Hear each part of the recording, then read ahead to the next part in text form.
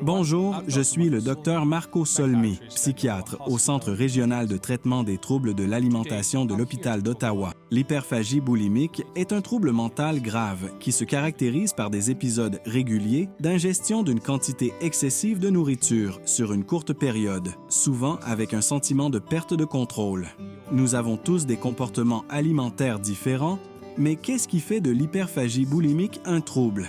C'est la constance de ces comportements qui a un impact sur le fonctionnement quotidien et la santé émotionnelle.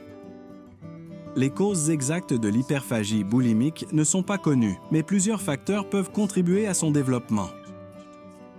Il y a les prédispositions génétiques, telles que les antécédents familiaux de troubles de l'alimentation ou autres problèmes de santé mentale. Les régimes à long terme ou les modes d'alimentation restrictifs peuvent déclencher l'hyperphagie boulimique. Les facteurs émotionnels et psychologiques comme le stress, l'anxiété, la dépression et une mauvaise image de soi, ainsi que les traumatismes passés ou les antécédents de troubles de l'alimentation. Selon le DSM-5, les symptômes du trouble obsessionnel compulsif sont les suivants. Manger beaucoup plus rapidement que d'habitude. Manger jusqu'à ce que l'on se sente inconfortablement rassasié. Manger de grandes quantités de nourriture alors que l'on n'a pas physiquement faim.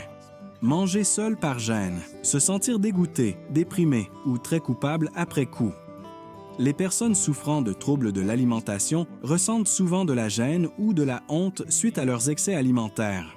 Elles peuvent passer par des périodes où elles essaient de restreindre ou de réduire sévèrement leur alimentation, ce qui peut augmenter l'envie de se goinfrer et conduire à un cycle de goinfrerie permanent.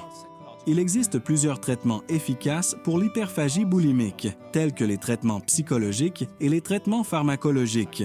Pour les traitements psychologiques, il y a la thérapie cognitivo-comportementale, qui aide les patients à comprendre et à modifier leurs comportements alimentaires, ainsi que les pensées et les émotions qui y contribuent. La thérapie comportementale dialectique, quant à elle, se concentre sur la gestion des émotions et le développement de mécanismes d'adaptation plus sains.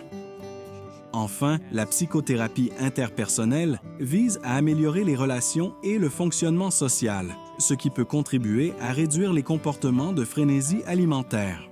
Pour les traitements pharmacologiques, la lisdexamphétamine et certains antidépresseurs peuvent aider à réduire les épisodes de frénésie alimentaire et à gérer les symptômes associés tels que l'anxiété ou la dépression. Si vous ou une personne de votre entourage présente des symptômes de l'hyperphagie boulimique, il est important de consulter un médecin. Une intervention précoce peut faire une grande différence.